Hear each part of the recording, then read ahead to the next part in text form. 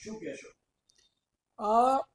Relationship એક એવો વિષય છે કે જેમાં સતત આપણને જાણવાની અને માણવાની ઈચ્છા થતી હોય છે. જી. કોઈ પણ સંબંધમાં આપણે જોડાઈએ એટલે પછી એ અલગ અલગ સમયે પરિવર્તિત થતો હોય છે. અને ઘણી વખત પરિવર્તન આપણને ગમે ને ઘણી વખત ના ગમે. તો ના ગમે તો એને કેવી રીતે સુધારવું, એ સુધારવા માટેના થોડાક ઉપાયો એમાં દર્શાયા છે. હા, એ બુકમાં મેં બે ઉપાય આપ્યા છે કે એક, જો ખરેખર ભેગા નથી રહેવાતું જી. અને ક્યાંય સમાધાનની શક્યતા જ નથી જી. તો પ્રેમથી છૂટા પડી જવું જોઈએ. અને બીજી એક વાત એવી છે કે જીવનસાથી સાથે જો તમે 10 વર્ષ 15 વર્ષ પસાર કર્યા છે જી. તો બંને ભેગા મળીને એકબીજાને એક અવસર આપવો જોઈએ કે કદાચ સમાધાનની શક્યતા ઊભી થાય. નામ પાછળનો અર્થ એવો છે, એની આખી સ્ટોરી એક એવી છે કે મેં જ્યારે લખવાની શરૂઆત કરી 2009માં, ત્યારે હું કામ કરતો હતો કાજલ ઓઝા વૈદ્ય સાથે.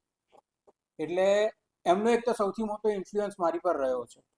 અને કદાચ પત્રકારત્વની સાથે સાથે જો હું સાહિત્યમાં આવ્યો તો એમાં સૌથી મોટો શ્રેય હું એમને આપીશ કે એમણે મને કીધું કે સાહિત્યમાં નવા યુવાનોએ આવવું જોઈએ.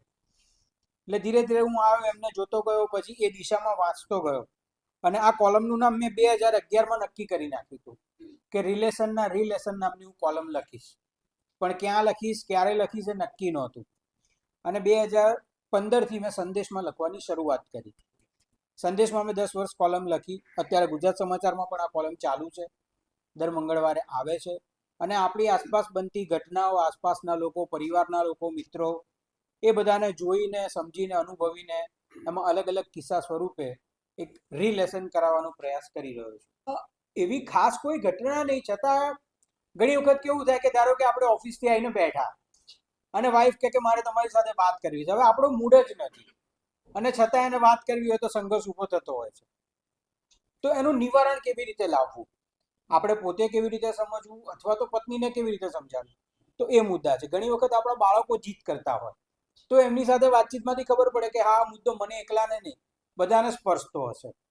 તો એ મુદ્દાનો ઉકેલ કેવી રીતે આપવો, એની પર મનોમંથન કરીને પછી લખીએ. મારી બુક્સ જે છે એ ઝેડકેડ પબ્લિકેશન પરથી ઓનલાઈન મળી શકશે. આ સિવાય નજીકના તમામ બુક સ્ટોર્સમાં એ અવેલેબલ થઈ જશે પરમ દિવસથી. અને અમદાવાદથી પણ તમે ઓર્ડર કરશો તો એ કુરિયરમાં આવી જશે, વડોદરાવાસીઓને મળશે. અને વાચકોને, દર્શકોને મારે ચોક્કસ બાબત એ કહેવું છે કે આપણે જે મોબાઈલમાં, ટીવીમાં કે વેબસાઇટમાં અટવાઈ ગયા છીએ એમાંથી થોડાક બહાર આવીએ, થોડોક પોરો ખાઈએ અને થોડાક વાંચન તરફ આગળ વધીએ. જે કોરોના કાળ દરમિયાન આપણે ડિજિટલ યુગમાં આખા એન્ટર થઈ ગયા છીએ, જેની દશા ને દિશા બંને આપણને ખબર નથી અને એમાં વ્યસ્ત થઈ ગયા છે, એના બદલે થોડુંક વાંચન તરફ ધ્યાન આપીએ અને પોતાને સ્પેસ આપીએ, જેથી કરીને કંઈક નવું જાણવા મળે.